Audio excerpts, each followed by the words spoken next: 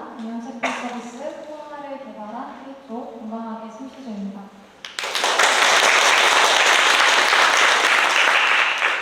저희 발표 순서 먼저 안내드리겠습니다. 저희는 가장 먼저 설명 소개, 그리고 이어서 서비스 발표 설명드리고요. 개발 환경, 기능 살펴보기, 마지막으로 시연 영상 보는 순으로 하도록 하겠습니다.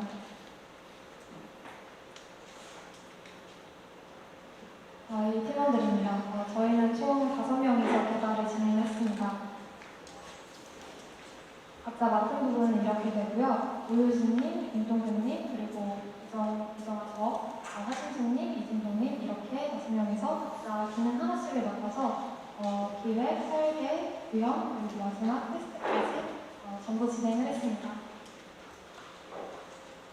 저희가 챗봇 서비스를 기획을 하면서 목표로 했던 것은 사용자들에게 헬스케어 관련된 도움을 줄 수 있는 어플이었습니다. 비록 수익성은 조금 낮더라도 공익적으로 기여를 할 수 있는 어플을 만들고 싶었기 때문에 저희는 금연을 도와줄 수 있는 금연 도우미를 컨셉으로 잡고 시작을 했고요. 기존에 있던 노감봇이라는 도우미 챗봇을 벤치마킹했습니다. 그런데 해당 챗봇은 카카오톡 플러스 친구에서만 서비스가 되기 때문에 모바일의 장점을 적극적으로 활용을 하지 못하고 또 그리고 사람 상담사가 상담을 해주기 때문에 제한된 시간에만 사용할 수 있다는 단점이 있었습니다. 그래서 저희는 저희 프로젝트를 기획을 하면서 24시간 언제나 사용을 할 수 있고 모바일의 장점을 적극적으로 활용하며 또 사용자가 도면을 계획함에 있어서 적극적으로 참여를 할 수 있는 어플리케이션을 만들고자 했습니다. 저희가 실제로 구현을 한 결과 저희는 오픈AI, API, ChatGPT를 적용해서 맞춤형 상담 기능을 넣었고요. 금연 의지를 북돋을 수 있도록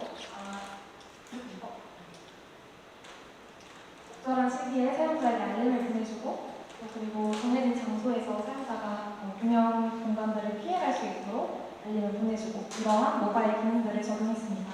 그래서 이런 기능들을 통해서 사용자가 자신의 금연 플랜을 자유롭게 설계하고 따라서 이제 실천을 할 수 있도록 만들었습니다. 저희 개발 환경은 다음과 같습니다. 저희는 애초부터 기획을 할 때 안드로이드 어플을 만들어야겠다고 설정을 하고 시작을 했기 때문에 크로스 플랫폼 어플리케이션 프레임워크인 플러터를 사용했습니다. 그리고 개발 툴로는 VS 코드와 안드로이드 스튜디오를 사용했고요. UI 설계는 피그마를 사용해서 모법을 만들고 이것을 따라서 설계를 계속해서 나갔습니다. 그리고 DBMS는 저희가 원래는 큐베로를 사용을 하려고 예정을 했으나 저희가 좀 제한된 시간 안에 모든 기능들을 최대한 많이 보여주고 싶었기 때문에 일단은 파이어베이스를 사용을 해서 모두 구현을 하되 차차 그런 관계형 데이터베이스를 사용을 해서 큐베로로 데이터를 이관을 하자 이렇게 하고 좀 아쉽지만 진행을 했습니다. 저희 형상 관리는 더블을 사용했습니다. 개발 환경을 조금 더 살펴보겠습니다. 저희가 아까 말씀드렸듯이 이렇게 파이어베이스 그리고 다른 툴 같은 것들을 사용을 하고 있는데요. 이거 외에도 가장 중요한 GPT를 사용을 하고 있고 그리고 저희 기능에 필요한 구글 맵 그리고 카카오 로그인 API들을 사용을 해서 모든 기능들을 최대한 손에 덜 들이면서 모두 가져올 수 있도록 만들었습니다. 저희 개발 환경을 이제 이어서 말씀드리면서 상담 기능이 어떻게 구현이 되었는지를 좀 자세히 설명을 드리려고 합니다. 저희 상담 기능에는 크게 두 가지 시나리오가 있는데요. 먼저 하나는 정보 얻기입니다. 정보 얻기 같은 경우에는 사용자에게 매번 다른 정보를 주는 게 아니고 구체적이고 좀 정확하고 신뢰성이 있는 정보를 주어야 되기 때문에 따로 DB에 저장을 해서 거기에 있는 것들을 계속해서 불러오면서 통일성 있게 답변을 주도록 했습니다. 그리고 상담받기 같은 경우에는 이쪽에서는 매번 이제 달라지는 대답을 적당히 주면서 또 그리고 사용자가 로그인을 했을 때 사용자 정보를 가지고 와서 사용자 이름이라든가 아니면 사용자의 유형, 직업은 어떤지 그리고 스트레스를 받는 원인은 무엇인지 금연에 어떤 어려움들이 있는지 같은 것들을 받아와서 적절한 대답을 해줄 수 있도록 했습니다. 그래서 정보 얻기 시나리오에서는 결과적으로 데이터베이스에서 데이터를 불러와서 사용자와 소통을 하고 있고요. 상담받기 시나리오에서는 이렇게 AI가 중간에 있습니다. 그래서 파이어베이스에 보여주는 식으로 구현이 되어 있습니다. 저희는 이런 기능들을 사용자들이 좀 더 친근함을 느끼면서 최대한 잘 활용할 수 있도록 이렇게 친근하고 깔끔하고 한눈에 들어오는 UI를 설계를 했습니다. 그래서 처음에 개발을 할 때는 기능에 부족한 욕심과 이렇게 조금 부족한 모습이었는데요. 개발이 다 진행이 되고 마지막 모습은 이렇게 계획했던 것과 비슷한 형태로 마무리를 했습니다. 다음으로 기능을 하나씩 살펴보겠습니다. 저희의 주요 기능들은 AI 상담, 알림, 그리고 출석 가이드, GPS가 있습니다. 순서에 따라서 조금 더 살펴보겠는데요. 먼저 로그인을 하게 되면 저희는 이제 로그인을 자체적으로 개발을 하기보다는 이미 사용자가 많이 확보되어 있는 카카오톡에서 이제 로그인 서비스를 가지고 와서 그걸 이용하면 좋겠다고 생각을 해서 카카오 로그인을 구입을 했습니다. 그래서 앱을 실행했을 경우에는 카카오 로그인 페이지가 뜨고 로그인을 하고 나서 사용자 정보가 만약에 없다. 그러면 사용자 정보를 입력을 했습니다. 그리고 정보 입력 이후에 메인 화면으로 가서 다른 서비스를 이용을 할 수 있게 됩니다. 상담 기능으로 넘어가겠습니다. 상담 기능에서는 이렇게 어떤 식으로 사용자가 챗봇과 소통을 할 수가 있는데요. 이 부분은 조금 아쉽지만 저희가 자연어로만 입력을 받는다면 사용자가 저희 앱의 목적에 맞지 않는 말들을 할 수도 있기 때문에 그런 것을 방지하고자 이런 기능, 이런 제재 장치랄까요? 그런 것들을 넣었습니다. 그래서 사용자가 대답을 했을 때 챗봇이 이렇게 대답을 해주고요. 정보를 원하는 것들을 선택을 하면 그 정보에 맞는 것들을 시나리오에서 가지고 와서 보여주게 됩니다. 그리고 아까 그게 정보 얻기 시나리오였다면 이 부분은 상담 시나리오인데요. 상담 시나리오에 들어와서 사용자가 어떤 어려움을 겪고 있는지 스트레스를 받고 있다면 스트레스를 클릭을 하게 되면 그것을 가지고 GPT를 통해서 응답을 받아옵니다. 그래서 정한님, 직장에서 일하시는 직장인이시군요. 이런 식으로 맞춤형으로 대답을 해주게 됩니다. 대답을 좀 자세히 보면 이런 식으로 리스트 형태로 제공을 하고 있습니다. 일관성을 유지하기 위해서 프로젝트와 API 설정 등을 사용해서 적절하게 제어를 하고 있는 모습입니다. 그리고 이거 외에도 상담과 더불어서 알림 기능을 통해서 사용자에게 금연 의지를 계속해서 일깨워주려고 했는데요. 그러기 위해서 이렇게 알람 기능이 있습니다. 알람을 온오프 설정을 할 수가 있고 시간도 설정을 할 수가 있고 어떤 메시지를 보낼지도 설정을 할 수가 있습니다. 그래서 맞는 시간에 원하는 메시지들을 계속해서 받을 수가 있습니다. 이렇게 알림이 오고 있는 모습입니다. 그리고 마이페이지에서는 만약에 사용자가 정보를 수정하고 싶을 경우에 자신의 정보를 수정을 할 수가 있습니다. 수정을 하게 되면 정보가 저장이 되고요. TV에 반영이 됩니다. 그리고 출석과 일지에 대해서 말씀을 드리겠습니다. 저희는 사용자가 현황을 계속 관리를 하면서 금연을 어떻게 해가고 있는지 이런 것들을 기록을 할 수 있게 해주려고 했습니다. 그래서 출석 기능을 넣었고요. 만약에 사용자가 여기서 출석 체크를 누르면 하루에 한 번 출석을 할 수가 있습니다. 출석 체크가 되면 이것들이 반영이 되어서 기록이 남고요. 홈페이지에 가면 여기에 맞는 현황에 맞는 캐릭터 이미지가 뜨게 됩니다. 그리고 이 위치를 입력하는 경우에는 다음과 같습니다. 위치가 입력이 되고요. 이렇게 아래에서 우리가 썼던 위치들을 확인할 수가 있습니다. 이것도 역시 데이터베이스에 저장이 되고 있습니다. 그리고 마지막으로 GPS 기능입니다. 저희는 모바일 기능을 선택을 했을 때 알림 외에도 GPS를 사용해서 사용자가 어디를 이동할 때마다 원하는 시간 외에도 장소에 따라서 알림을 줌으로써 금연 의지를 좀 더 확보하게 할 수 있다고 생각을 했습니다. 그래서 GPS 기능을 넣었고요. 구글맵 API를 사용을 해서 이렇게 지도를 불러오고요. 지도에서 후형 구역을 지정한다. 이걸 클릭을 하면 해당 구역이 로컬 쪽에 저장이 됩니다. 그래서 개인정보를 많이 수집을 하지 않으면서 사용자가 규정한 장소에 진입을 했을 때 알림을 줄 수 있도록 했습니다. 지금 현재 설정한 상태로는 설정한 구역 100m 이내에 접근하면 알람이 울리도록 되어 있습니다. 마지막으로 시연 영상 보시겠습니다.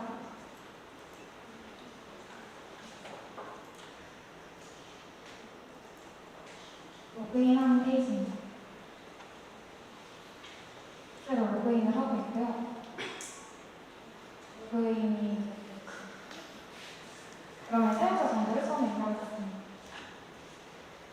같은 경우는 상담을 할 때 좀 더 이제 사용자에게 맞춤으로 대답을 해주기 위해서 갖고 있습니다. 백면례를 설정을 하고요. 입력을 하게 되면 메인으로 진입을 합니다. 그러면 막 시작했기 때문에 그걸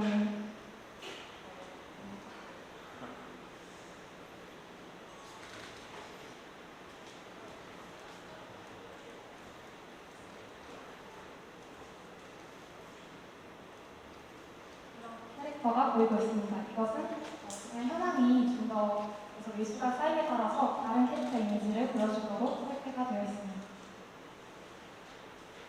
그리고 이 부분은 상단에 진입했을 경우입니다. 먼저 정보 얻기이고요. 정보 얻기 경우에는 정확한 정보를 제공을 해주고 있습니다. DB부터 스크립트를 가져오고 있습니다. 클릭에 따라서 많은 대답을 해주고 있습니다.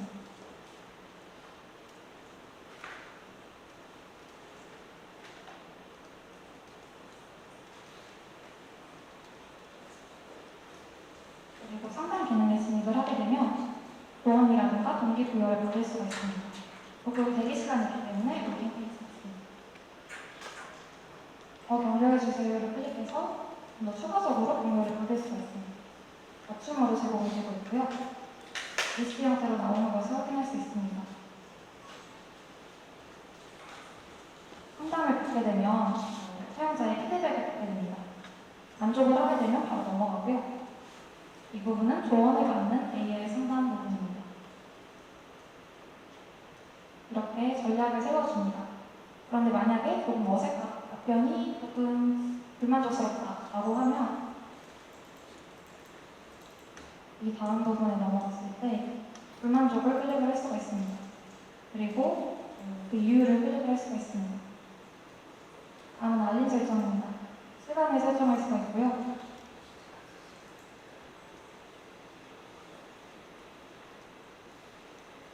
메시지를 입력할 수 있습니다.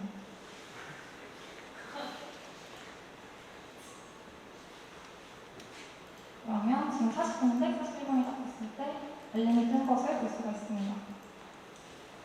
알림 경로 알림이 있거든요. 투명 구역을 지정을 했을 경우 저희가 작업하고 있었던 작업실에서 이렇게 설정했습니다. 메시지를 입력을 하고요. 그 지정한 장소 내이기 때문에 알림이 나는 것을 보실 수 있습니다. 그럼 마이 페이지에서 개인정보를 수정했을 때 반영되는 모습입니다. 이름을 바꿨고요. 직업을 바꿨습니다. 저장을 하게 되면 우리의 정보가 반영이 되고 메인 페이지에서 볼 수가 있습니다. 홈페이지에 업데이트가 됐고요. 출석 체크를 하는 경우입니다. 출석 체크가 되었다고 뜨고 실제로 이렇게 저장이 됩니다. 출석이 연속적으로 얼마나 되는지, 총 출석일은 얼마나 되는지 일지도 작성을 할 수가 있습니다.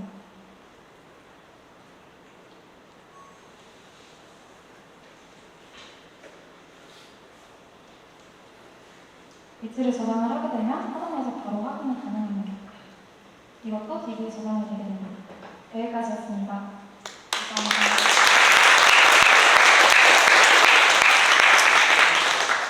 네, 발표가 끝났습니다. 그럼 질의응답 시작하도록 하겠습니다.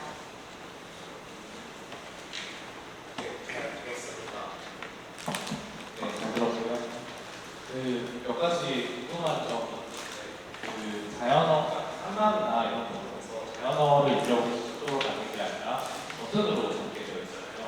그 부분이 약간은 자연어 처리 모델을 사용하는 거에 있어서 효율성이 떨어진다는 생각이 약간 들거든요. 그 부분에 대해서 혹시 의견이 있어요?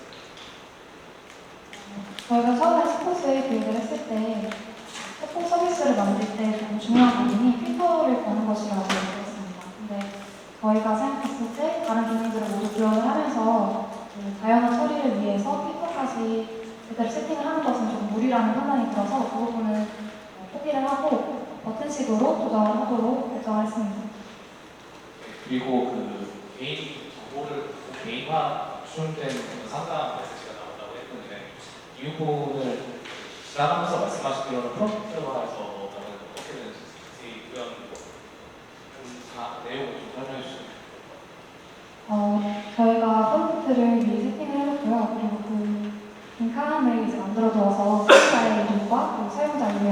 지금은 직업으로 세팅을 해보았는데요. 이렇게 해서 직업을 같이 보내줌으로써 나중에 사용자가 AI 상담적으로 들어갔을 때 어려움이 이제 같이 발송이 되게 되는데, 만약에 스트레스라고 하면 사용자 유형이 직장일 때의 스트레스와 실무 때의 스트레스가 다르기 때문에 이런 식으로 프롬프트를 보냈을 때 ChatGPT가 좀 더 다른 답변을 할 수 있도록 설계를 했습니다.